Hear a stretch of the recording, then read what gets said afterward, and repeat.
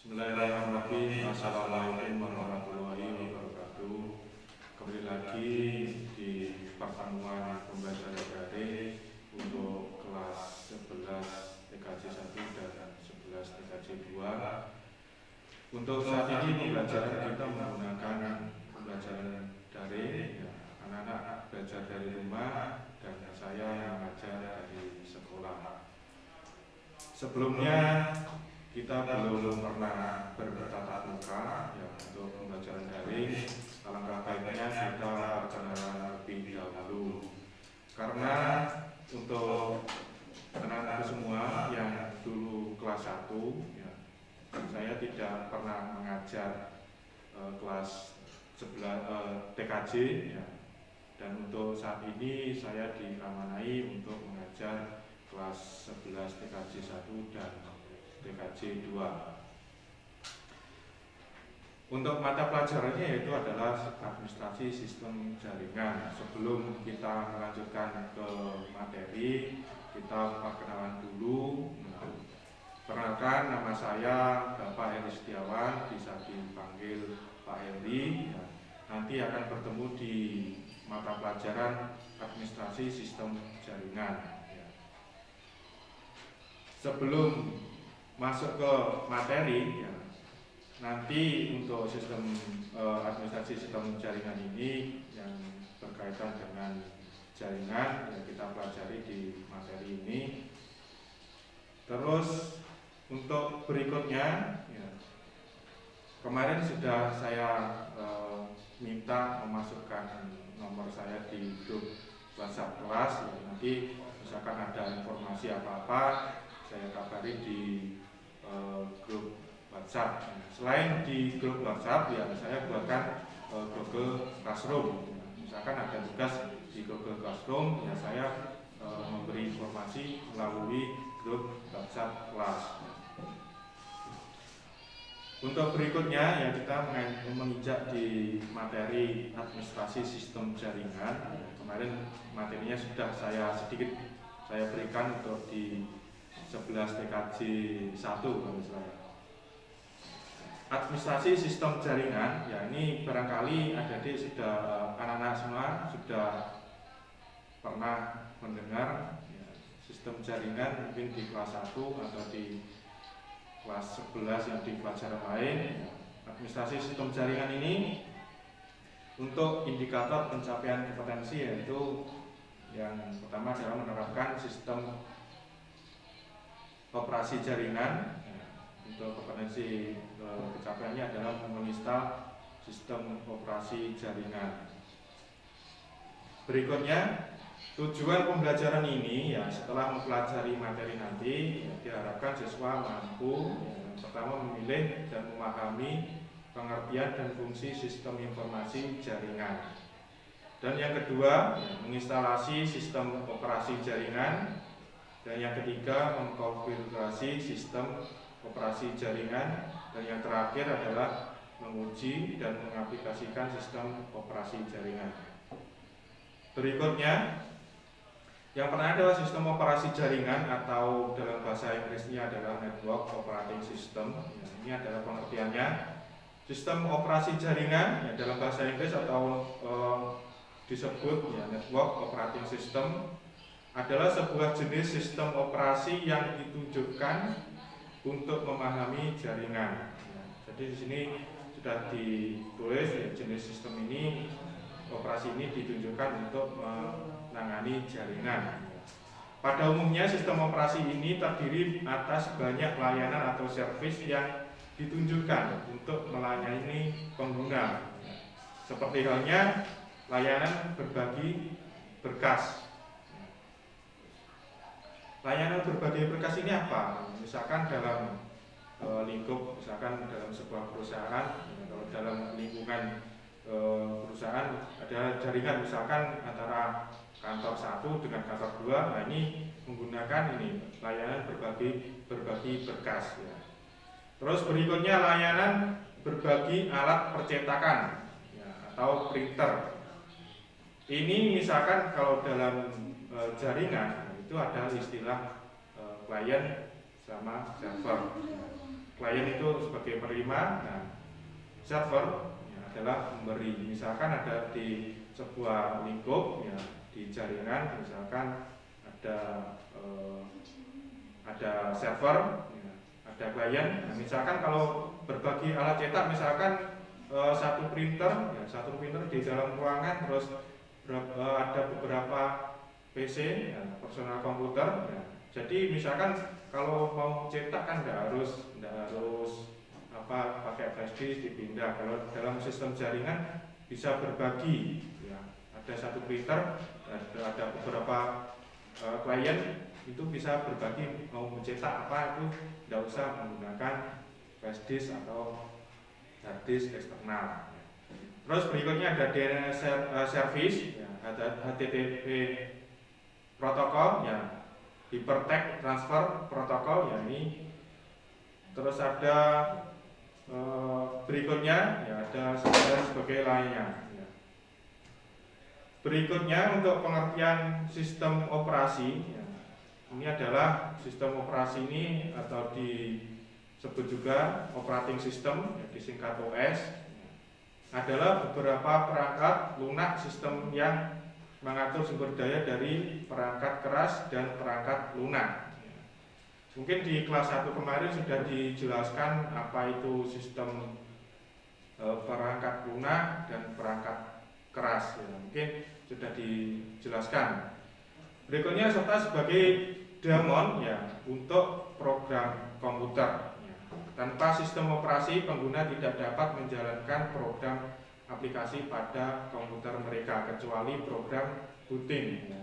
Ini sudah ada daemon ya. Daemon ini adalah program komputer yang berjalan di latar belakang atau berlawanan dengan program yang dapat dikontrol langsung, yang melakukan beberapa tugas tanpa intervensi dan pengguna. Terus pengertian berikutnya sistem operasi ya. Ada lain ya, sistem operasi mempunyai penjadwalan yang sistematis ya, mencakup perhitungan penggunaan memori ya, pemrosesan data dan penyimpanan data dan sumber daya lainnya. Itu adalah penjelasan dari sistem operasi. Berikutnya untuk pengertian ya, jaringan komputer. Jaringan komputer adalah ya, jaringan telekomunikasi yang memungkinkan ya, antar komputer untuk saling berkomunikasi dengan bertukar data. Tujuannya ya, dari jaringan komputer adalah agar dapat mencapai tujuannya, setiap bagian dari komputer ya, dapat meminta dan memberikan layanan atau servis. Pihak yang meminta atau menerima layanan disebut klien ya, tadi sudah saya singgung ya, adalah untuk komputer yang dapat meminta atau memberikan layanan itu adalah komputer service ya. Dan untuk komputer klien ya, ini pihak yang menerima atau layanan disebut klien ya. Dan yang memberikan atau mengirim layanan disebut adalah client atau server. Desain ini disebut dengan sistem client server dan digunakan pada hampir seluruh aplikasi jaringan komputer. Jadi untuk sebuah jaringan itu harus ada client dan server. Pak, misalkan kalau ada komputer tidak ada servernya seperti apa? Bisa, boleh. Misalkan klien dengan klien boleh. Apa bisa tukar sharing data? Itu bisa saja. Tapi fungsinya di sini adalah ada komputer server, yaitu memberi layanan kepada klien. Itu lebih komplit dibandingkan cuma komputer klien dan klien. Terus berikutnya, pada umumnya sistem operasi ini terdiri atas banyak layanan atau servis yang ditunjukkan untuk melayani pengguna seperti layanan berbagi berkas tadi yang sudah dijelaskan di awal tadi. Berbagi berkas itu misalkan dalam kantor ya, ada beberapa komputer itu bisa sharing data ya. kalau ada pengaturannya ya bisa diatur, ya, sharing data itu bisa diatur, ya misalkan bisa mengcopy atau bisa mengedit atau cuma bisa mengcopy saja, itu bisa diatur untuk sharing data. Terus yang kedua, layanan berbagi alat percetakan tadi yang sudah dijelaskan adalah berbagi printer. Misalkan mau cetak ya, kalau printernya dalam ruangan cuma satu, ya, itu bisa berbagi lewat jaringan. Ya, misalkan mencetaknya lewat jaringan itu. Ya. Terus berikutnya untuk karakteristik sistem operasi jaringan, ya, ini ada 5. Ya, pusat kendali sumber daya jaringan. Yang kedua ada akses aman ke sebuah jaringan. Yang ketiga mengizinkan remote. Remote ini adalah meremote dari jauh menggunakan koneksi jaringan. Ya. Terus yang keempat ada mengizinkan user terkoneksi ke jaringan lain, ya, misalkan internet. Terus yang terakhir adalah backup data dan memastikan data tersebut tersedia. Berikut penjelasannya untuk karakteristik sistem operasi jaringan. Fungsi utama dari sistem operasi jaringan yaitu berbagi sebagai pengelola sumber daya jaringan dan memperlihatkan layanan terhadap komputer klien. Adapun beberapa karakteristik dari sistem operasi jaringan yaitu sebagai berikut, ya, ada 5. Yang pertama tadi ya, sudah disebutkan, pusat kendali sumber daya jaringan. Apa pusat kendali sumber daya jaringan? Ya, yaitu sistem operasi jaringan akan terinstal pada komputer server yang memungkinkan untuk sanggup melaksanakan kendali terhadap sumber daya dalam jaringan. Jadi sebuah komputer server ya, itu harus bisa mengendalikan dari klien-kliennya, ya, itu adalah pusat kendali. Ini adalah komputer server. Terus yang kedua, ya, ada akses kondusif ke sebuah jaringan. Ya, apa itu akses kondusif ke sebuah jaringan? Yaitu sistem operasi jaringan merupakan jalan masuk kondusif ke sebuah jaringan. Alasannya yaitu sistem operasi jaringan akan dibekali dengan sistem security yang lebih baik dibandingkan dengan sistem operasi biasa. Apa itu sistem security? Jadi adalah sistem security itu sebuah sistem yang memberi keamanan, ya, keamanan dalam sebuah jaringan. Jadi kalau dalam sebuah jaringan itu harus ada security. Biar kenapa? Ya, misalkan kalau sudah jaringan luas, ya itu harus ya, biar tidak dikotak-atik orang lain atau pengguna lain, ya, terus ada sistem security-nya. Terus yang nomor 3 ya, ada mengizinkan remote user terkoneksi ke jaringan, ya.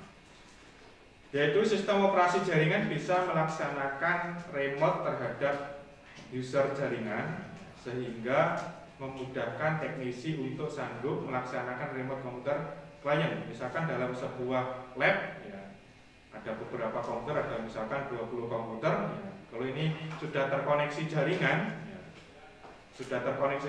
ini bisa, misalkan operator bisa mengoperasikan komputer dari jarak jauh, ya, ke semua komputer yang terkoneksi jaringan itu. Terus berikutnya yang nomor 4, ya, nomor 4 ini mengizinkan user terkoneksi jaringan, ya, lain misalnya internet. Penjelasannya, dengan adanya sistem operasi jaringan memungkinkan kita untuk bisa menggabungkan komputer-komputer klien, ya, supaya sanggup terhubung ke internet. Selain itu kita juga bisa mengontrol user mana saja yang bisa terhubung ke jaringan internet. Ini hampir sama dengan remote, ya, tadi remote jaringan, ya. Yang membedakan adalah menggunakan internet. Terkoneksi internet, ya, komputer bisa dikendalikan dari jarak jauh. Terus yang nomor 5 yang terakhir ini adalah backup data dan memastikan data tersebut tersedia.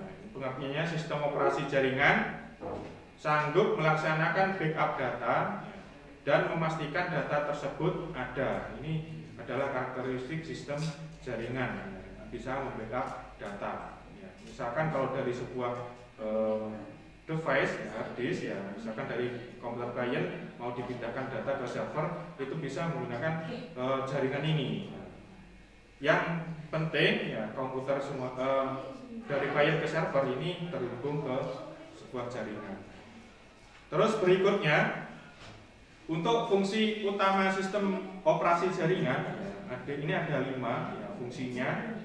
Yang pertama, fungsi sistem operasi jaringan ya, sebagai server harus mampu melakukan mengontrol sarana sumber daya jaringan agar dapat digunakan secara bersama, seperti menjaga sumber daya dan direktori jaringan, ya, pengolahan permintaan akses remote ke sistem file database, ya, manajemen antrian permintaan request, ya, atau berbagi pengguna jarak jauh untuk perangkat peripheral. Ya, peripheral ini apa? Contoh perangkat peripheral. Ya. Mungkin anak-anak semua sudah tahu ya perangkat peripheral ini bisa seperti webcam, ya, bisa sebagai printer, ya, atau proyektor. Itu adalah perangkat peripheral. Terus yang kedua ini adalah melayani permintaan klien untuk mengakses aplikasi dan sumber daya jaringan. Sistem operasi ini mengarahkan permintaan untuk sumber daya jaringan dari aplikasi remote dan pengguna. Ini adalah melayani permintaan klien. Misalkan kalau klien meminta, misalkan kalau mau ambil data atau file, ini adalah untuk melayani klien mengakses aplikasi atau sumber daya jaringan. Sistem operasi ini mengarahkan permintaan untuk sumber daya jaringan dari aplikasi remote pengguna. Terus yang nomor 3, sebagai sarana komunikasi, ya, artinya melayani pertukaran pesan dan jaringan. Pada sisi server, ya, menangani dan menyediakan routing atau buffering pesan, mengirim pesan melalui jaringan dan keadaan transmisi dan lain-lain. Ini bisa sebagai sarana komunikasi, misalkan kalau dalam sebuah jaringan bisa mengirimkan pesan antara komputer satu dengan komputer yang lainnya. Terus yang keempat ini, fungsi sistem operasi jaringan sebagai networking basic yang dapat membedakan beberapa bagian, ya, pada unit-unit komputer dalam jaringan. Terus yang terakhir, ya, fungsi sistem operasi jaringan sebagai kontrol sumber daya lokal komputer, ya, meliputi fungsi proses dan distribusi antar memori, proses perencanaan dan penjadwalan, ya, prosesor manajemen dalam mesin multiprosesor, ya, kontrol peripheral, dan proses fungsi manajemen sumber daya lainnya dari OS lokal. Maksudnya kontrol peripheral ini apa? Tadi yang sudah saya jelaskan, ya, untuk misalkan kalau sebuah jaringan, ya, peripheral, misalkan contohnya peripheral printer, ya, itu kalau terkoneksi jaringan bisa digunakan untuk klien-kliennya. Ya. Terus berikutnya, ya, sistem operasi jaringan berdasarkan tampilannya atau interface. Ya. Ini dalam sistem operasi jaringan ini dibedakan dalam tampilannya adalah atau interface. Sistem operasi jaringan berbasis GUI. Yang pertama ada sistem operasi berbasis GUI. Apa itu berbasis GUI? Adalah sistem operasi yang dalam proses instalnya user tidak menghafal atau sintek-sintek atau perintah DOS atau bahasa pemrograman yang digunakannya. Seperti ini gambar yang ada di slide. Kalau sistem operasi yang berbasis GUI, ya, itu seperti di Windows 8, Windows 7, Windows 10, nah, itu sudah berbasis GUI. Kalau berbasis tag, ya, kita harus memasukkan atau menghafal sintek-sintek yang diperintahkan oleh DOS, ya, atau bahasa pemrograman yang digunakan. Itu bedanya di situ. Nanti adik-adik semua, ya, anak-anak semua bisa membedakan mana yang berbasis GUI dan berbasis tag. Ada 2 jenis sistem operasi jaringan ini, ada 2 jenis. Ya. Terus berikutnya ini adalah contoh sistem operasi berbasis GUI, ya, ada Linux Red Hat, ya, ada Windows NT 3.51, ada Windows 2000 NT 5.0, ya, ada Windows Server 2003, ada Windows XP, ada Microsoft Net, ada Microsoft Line Manager, ada Novel Netware. Ya. Dalam Linux, ya, ini adalah sebenarnya kalau di Linux ini adalah ada keluarga Linux itu ada Symbian, ada Unix. Nah, ini adalah keluarga Linux. Ya. Terus untuk yang iOS, ya, iOS ini adalah punyanya Mac. Ya, ini keluarga Mac. Ya. Kalau di iPhone itu iOS. Ya. Terus yang berikutnya sistem operasi jaringan berbasis stack. Tadi ada berbasis GUI dan sekarang adalah berbasis stack. Apa itu sistem operasi berbasis stack? Ya. Adalah sistem operasi yang proses instalnya atau user diharapkan untuk menghafal perintah DOS yang digunakan untuk menjalankan suatu proses instalasi sistem jaringan tersebut. Ya, jadi nanti siswa ya diharapkan bisa menginstal Linux, ya, misalkan Linux Debian berapa. Misalnya di sebelah gambar ini di slide adalah Linux Debian 6. Ya, seperti ini. Kalau yang menggunakan tag itu harus nyekrip, ya, memasukkan tag, ya, menghafalkan sintaknya yang diperintahkan DOS. Ya. Yang membedakan apa nanti? Ya, kalau biasanya kalau anak-anak sekarang itu lebih dominan di berbasis GUI, ya, berbasis GUI. Kalau di berbasis tag ini kesannya monoton, ya, jadul. Ya. Berikut contoh sistem operasi berbasis tag, ya, ada Linux Debian, ada Linux SUSE, ya, ada Sun Solaris, ada Linux Mandrake. Ya, ini ada macam-macam ini yang berbasis tag. Terus berikutnya jenis-jenisnya. Tadi sudah yang atas sudah ada tadi sistem operasi, ya, berdasarkan tampilan. Yang ini berikutnya adalah jenis-jenis sistem operasi jaringan yang berdasarkan tampilan, ya, atau interface. Sistem ada dua jenis. Ada dua jenis sistem operasi. Yang pertama adalah sistem operasi closed source. Adalah sistem operasi yang kodenya tidak dibuka untuk umum. Ini maksudnya apa? Jadi sebuah perusahaan, misalkan dari Microsoft yang membuat Windows 7, ya, Windows 7 itu kodenya tidak dibuka untuk umum. Jadi untuk perusahaan saja. Misalkan kalau mau memiliki Windows 7, ya beli Windowsnya sama kodenya. Pemilik kode closed source bisa membagikan source kodenya melalui lisensi secara gratis maupun membayar. Jadi kalau closed source ini kodenya bisa dibagi secara gratis atau membayar. Berikutnya, ya, secara umum software closed source ini, ya, memiliki lisensi atau hak cipta yang bertujuan untuk melindungi software tersebut dari pengguna yang dapat merugikan si pembuat software dan menguntungkan pihak ketiga. Software closed source, ya, bersifat terbatas dalam penggunaannya atau penyalinan juga modifikasi. Bagi seseorang atau perusahaan yang bermaksud ingin mengakses kode sumber, maka dibutuhkan perjanjian khusus untuk dinamakan perjanjian non-disclosure. Jadi ini dalam sebuah perusahaan, ya, kalau menciptakan sebuah hak cipta, ya, itu harus dilindungi. Kalau tidak dilindungi, ya dibajak. Ya. Seperti di aplikasi di smartphone, ya, di Android, ya, itu semuanya aplikasi yang sudah dimuat di Google Play Store, yaitu semua sudah dilindungi hak cipta.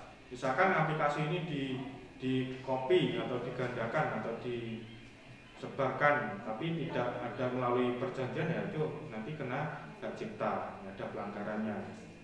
Terus yang berikutnya, sistem operasi closed source adalah sistem operasi yang kodenya tidak dibuka untuk umum, ya. pemilik kode closed source ya bisa membagikan source kodenya melalui lisensi secara gratis maupun dengan membayar. Tadi sudah dijelaskan bahwa sistem operasi closed source ini tidak bisa disebarkan, harus melalui perjanjian. Source code-nya itu kalau membagikan itu bisa berbayar dan gratis, tapi harus punya perjanjian. Terus yang terakhir, pada sistem operasi closed source ini paket program tidak dapat didistribusikan lagi selain oleh pembuat atau vendor program tersebut. Jika pendistribusian yang bukan dari vendor program tersebut, maka dianggap sebagai pembajakan software. Yang biasanya kalau orang Indonesia itu ya misalkan tidak mau beli sistem operasi, cuma download terus dioprek atau di crack ya. Jadi ini kodenya itu dibajak. Berikutnya keuntungan dan kelebihan dari closed source.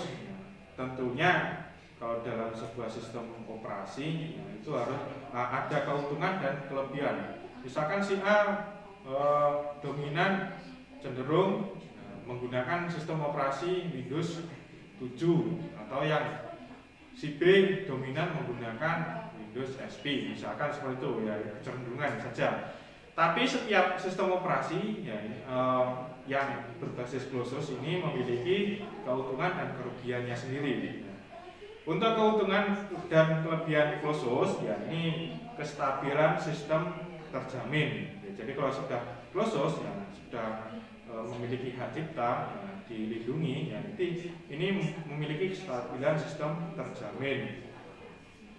Terus yang kedua, support atau dukungan langsung dari pemilik program. Jadi kalau misalkan ada sistem update ya, itu ada dukungan atau pemberitahuan kalau itu membelinya tidak bajakan. Dan terakhir, lebih mudah digunakan closed source ini. Kerugiannya apa? Ya, untuk closed source ya, kerugiannya yaitu celah yang terbuka. Jadi kalau closed source ini memiliki celah yang terbuka, dan yang kedua adanya lisensi yang mengharuskan ya pengguna menyediakan dana, jadi harus membayar. Dan berikutnya pengembangan terbatas, tidak secara luas ya, ada pembatasannya. Dan berikutnya diperlukan antivirus. Ya, antivirus ini ya tadi seperti di sebuah jaringan ada security ya, antivirus ini sama halnya itu security dalam sebuah operating system, biar orang itu tidak bisa memberikan virus-virus yang tujuannya untuk merusak sistem operasi itu sendiri. Dan yang terakhir, harga lisensi mahal. Memang kalau di sebuah sistem operasi closed source itu mesti mahal ya, karena lisensinya terjamin. Berikutnya ya, pengelompokan dan contoh software closed source.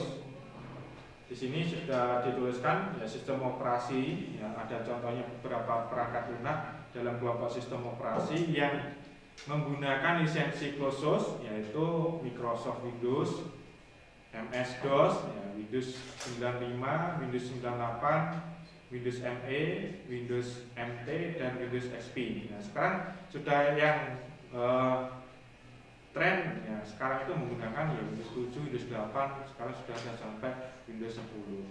Itu yang berbasis GUI. Terus berikutnya sistem operasi open source ya, ini ada perbedaan dari closed source dan open source. Sistem operasi open source ini adalah perangkat lunak atau software yang dinamakan kode programnya bersifat terbuka dan disediakan oleh pengembangnya secara umum agar bisa dipelajari dan diubah maupun dikembangkan lebih lanjut ya, serta disebarluaskan dan bahkan boleh memperbaiki bug atau kesalahan pada program tersebut ya. Ini banyak perbedaan dari sistem operasi yang berbasis closed source tadi ya. Kalau sistem operasi berbasis open source ya, ini pengguna ya bisa secara luas ya, secara leluasa mempelajari atau mengubah atau mengembangkan ya lebih lanjut dalam sistem operasi itu tersebut ya. Misalkan kalau ada bug atau kesalahan, itu si pengguna bisa memperbaikinya. Terus berikutnya sistem operasi open source ya. Sementara itu, ya, jika ada pembuat perangkat lunak atau software yang tidak mengizinkan dari kode programnya untuk diubah dan dimodifikasi, namun kode programnya dari perangkat lunak tersebut sebenarnya tersedia, maka bukanlah disebut sebagai sistem operasi open source. Dan yang berikutnya, yang perlu ditekankan di sini adalah sistem operasi open source ya tidak selalu disediakan secara gratis. Jadi open source itu tidak semuanya disediakan secara gratis, ya, ada yang berbayar. Melainkan tetap ada biaya yang diperlukan untuk membeli ya, program tersebut, seperti halnya adalah Red Hat Linux. Ya, Linux ini adalah perusahaan besar ya, mendunia. Ini tidak semua orang bisa membeli secara bebas ya, atau secara gratis. Dan berikutnya tujuan open source ya, yang sesungguhnya adalah menghilangkan ketergantungan terhadap vendor, yang dimana dari pihak vendor bisa saja bertindak secara seenaknya. Open source juga bisa menyediakan software yang mudah untuk dijangkau oleh masyarakat luas dan menghindari adanya pengambilan keuntungan besar-besaran atau berlebihan dari vendor. Misalkan kalau dari sistem operasi, misalkan sebuah sistem operasi Linux ya, misalkan dikembangkan ya, bisa disebarluaskan ya, itu kadang ada yang menguntungkan dari vendornya, ada yang menguntungkan dari si pihak yang memperjualbelikan secara luas. Dan berikutnya, dan perlu diwaspadai, open source di sini bersifat bebas. Ya. Maksudnya bukan berarti sebebas-bebasnya, tetap ada batasannya. Melainkan bebas untuk digunakan, dikembangkan, dan disebar ulang dengan mempertanggungjawabkan secara bersama dan tidak untuk menghilangkan hak cipta tersebut. Ya. Jadi kalau sudah punyanya sistem operasi Linux, ya itu harus tetap menggunakan namanya Linux, tidak bisa mengubah atau mengoprek dari sistem operasi itu tersebut. Terus berikutnya, untuk kelebihan open source ini adalah legal ya, open source ini legal. Yang kedua ada menyelamatkan devisa negara. Berikutnya adalah keamanan sistem, hemat biaya, dukungan dari pengembang lebih besar, bebas untuk mengubah dan memodifikasi. Ini adalah keuntungan adalah dari sistem operasi open source ya. Terus berikutnya adalah kerugian, kelemahan dari sistem operasi open source ya. Ini yang pertama, tidak ada garansi dari pengembang atau vendor ya, tidak ada garansi. Misalkan ada kerusakan ya tidak ada garansi dari pengembang. Terus yang kedua, open source ini digunakan secara sharing. Dan yang ketiga, ini kurangnya SDM yang memanfaatkan open source ya. Misalkan kalau mau menggunakan sistem operasi tidak memiliki biaya mau beli sistem operasi ya, ini itu ya memanfaatkan open source ya, tidak perlu membeli. Terus berikutnya, tidak ada perlindungan hak atas kekayaan intelektual atau hakiki. Berikutnya, kesulitan mengetahui status project ya. Yang terakhir, user interface rumit bagi pengguna yang awam. Jadi kalau tidak terbiasa menggunakan interface open source ini, banyak kesulitan yang dialami oleh pengguna yang awam. Ini berikutnya adalah contoh sistem operasi open source ya. Open source ini merupakan ada Linux yang merupakan software sistem operasi yang gratis dan sangat populer. Ya, ada Unix, ada BSD, ada GNU Linux, ya, ada Sun Solaris tadi, ya, ada beberapa macam sistem operasi Linux. Ya, ini ada Debian, ada Fedora Linux, ada Turbo Linux, ada Linux Mint, dan sebagai sistem operasi. Ya, ini tentunya yang sering digunakan dalam sistem jaringan. Sudah. Itu saja materi dari saya. barangkali nanti ada pertanyaan-pertanyaan yang belum jelas ya, dari materi yang sudah saya sampaikan tadi, bisa dijabri lewat WhatsApp ya, ke nomor saya. Nanti mudah-mudahan